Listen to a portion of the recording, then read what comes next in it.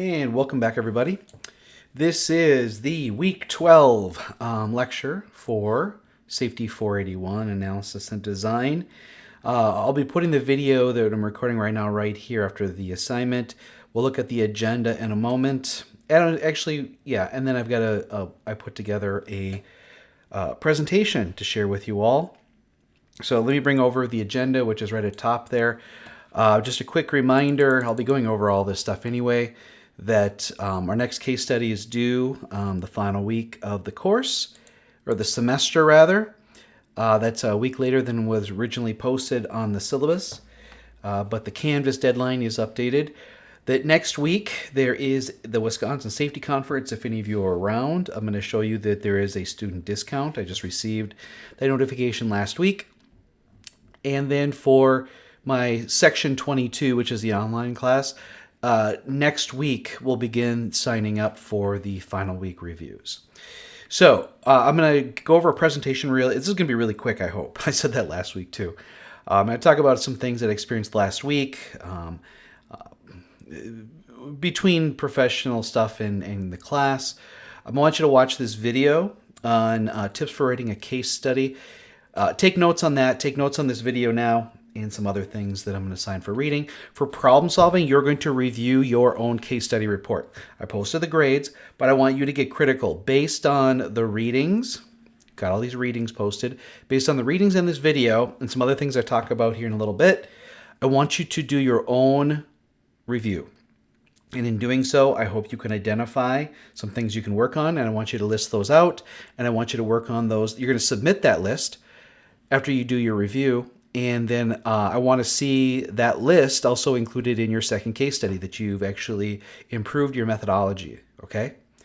And then finally, I'm waiting for confirmation from some ASSP volunteer leaders for you to interview this week and next. Because if you can do it this week, fantastic. At least I want you to contact them this week. If you have to schedule it for next week, that's fine. No problem. Aside from this video and the other one, there are 4 articles on scientific methodology, specifically around case study. This one is more of a paper. It's going to take a little bit longer to read. All the rest of these really easy. It's just a URL. And then in preparation for your interview, I want you to read this article from the current president of ASSP, Jim Thornton, on the power of volunteering. And that's really going to be the focus of your interview, is participating in ASSP and volunteering, because I spent 2 days with these amazing people and they said, yes, we will talk to your students. I just got to get final confirmation from them, and then I'll post the assignments and everything like that. Okay. So for this week, summary of the lecture videos, including this one, a summary of your notes from the assigned readings. The 5 are right here. For problem solving, you're going to review your first case study report. Again, some of the things you learn from what you watch and read this week. I'm going to give my insights here in a little bit too, to kind of help you, and provide a list of improvements you're going to attempt in your second case study.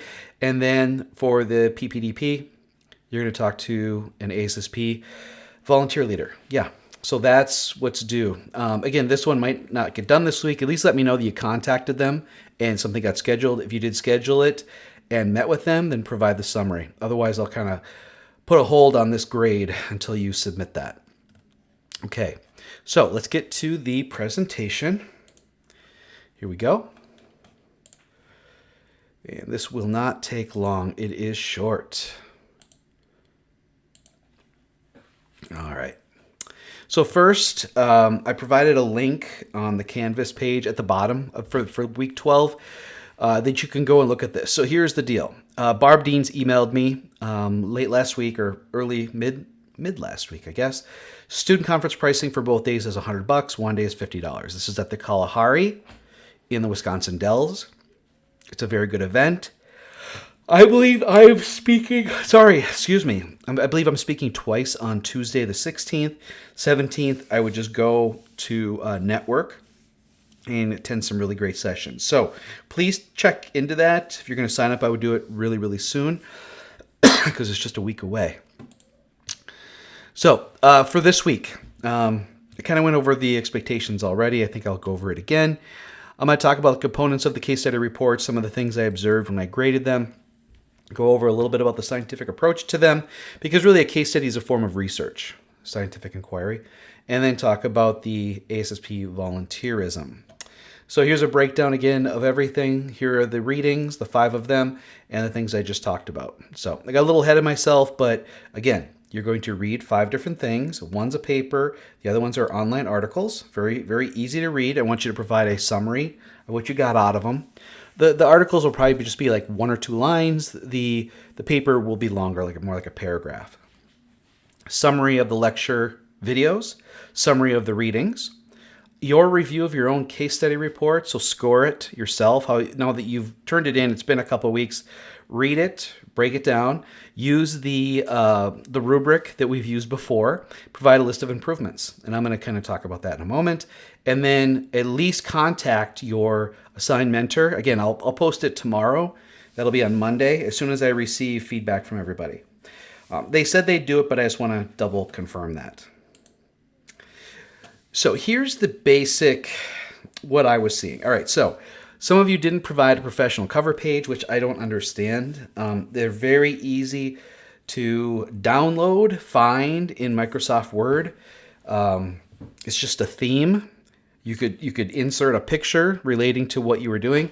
I was a little disappointed we didn't see more. I didn't see more professional. Some of you did. Some of you, if you didn't. Then the next thing is the executive summary. The executive summary is written for the manager. They're not going to read the whole report. All they want is, what did you do? What did you find? What do we need to do about it? And that's what the executive summary is. It's always written last. After you've completed your entire report, you write the executive summary. So it's the cover page, the executive summary, then would be the table of contents. Here it flip-flops it, but I don't care. You could do it either way. You could do cover, table of contents, executive summary if you want, but it always goes before the introduction. It's up to you. The technical report in its entirety is meant to be written for someone who is going to either replicate or redo your work. So you want it to be as thorough and detailed as possible. So you can read and go, okay, I know exactly what they did. I know that the results aren't what we're expecting. So therefore, what can I do similarly but differently? How can I iteratively, slightly change?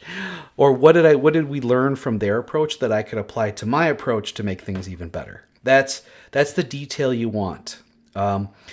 Almost everybody takes too much liberty in skipping some of the details because they are so close to it. But you got to think, who are you writing to? You're not writing to yourself. You're writing to someone who is stepping into, say, your position, not knowing anything about it. Almost everyone's intro needs more content. You got to provide the background. I need to really understand the problem. I need to understand, again, here's the way things are. This is in a larger picture. This is the issue. Here's the way it is here at the workplace or where the case study exists. Here's support for why it should be looked at. If nothing is done, these things could happen. Therefore, a technique is going to be used to study it, to evaluate it, to figure out what would be a solution to prevent those things from happening. Yeah, that should really be well laid out in the intro. Because then you go into the methods, you explain how you're going to go about evaluating it. The results are what you found when you did your evaluation. And then the discussion and conclusion and recommendations should say, based on what we were observed, this is what we understand. So therefore, these are the solutions, and here's the cost-benefit analysis. So methods need to have a clear technique. What did you do? Lay it all out very clearly, not in a bulleted list, but explain it. And then limitations should be addressed. And I don't think that's been brought up before, but there are limitations to almost everything we do, especially from a research or scientific perspective. So at least think about that and discuss it. That's important for whoever is going to be attempting to redo or replicate your work. And then here just kind of as a breakdown. So these are things I want you to really focus on when you're reviewing. Some of you provided a lot of like photos, pictures, diagrams. I love that. That helps so much. If you just have like 1 or 2 little things, and it doesn't have to be from the actual work site, you can borrow them from Google, things like that. try to be as visual and detailed as possible, especially in your introduction. And in sort of the results should have tables, figures, things like that, demonstrating what was observed, what was collected. And then the recommendations, there should be pictures of what you're referencing, what you're alluding to, what you want management to do. So as far as the assigned readings, the more, how do I want to say this? The more concise, the more well-regulated or regimented our approach is, the better the results will be. That's what I had wanted to say. So I've given you several simple to consume articles. One that's a little bit more scientific and detailed. Want you to review all of them. Again, these first three probably be 2 sentences on what you learned. This one's going to be longer. Could be a paragraph, up to 2 paragraphs. Watch this video. Take a few notes from that as well. I watched it a couple times. It's not too bad. It's pretty good. Take notes for each source. So you're going to be providing that part of the assignment. Interesting. Not only did I facilitated, moderated a regional operations committee meeting last week up in Green Bay. But just today, ASSP released this, every month there's a president's message. And for April, it's Power of Volunteering. And, what really keeps things moving along and improving are the volunteer leaders, especially for American Society of Safety Professionals. And I want you guys to be aware of what people have done to build this organization, what this organization offers, and hopefully one day you feel like you've got the time to give back to the profession. And Jennifer McNally is the CEO of ASSP, and she had posted a link to Jim's presentation, or not presentation, his article, and then had, tagged a bunch of people. I'm on this list. That's how I got it right away. And then we're supposed to tag it to others. So it would be great if we could get you all, sort of acclimated to this type of work to receive these types of messages. It would be good. So I do want you to read Jim's message prior to contacting or interviewing your assigned mentor.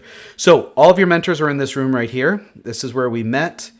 I'm up front right now leading the discussion, but I didn't talk that much. I talked more in this video right now than I did the whole 2 days, because everybody reported out on how things are going with their chapters and questions. And we had a staff member from ASSP and one of the board members here. He's currently the treasurer for ASSP. And so we all, just shared our experiences, shared our concerns, shared our successes. It was a great meeting. These are great, great people.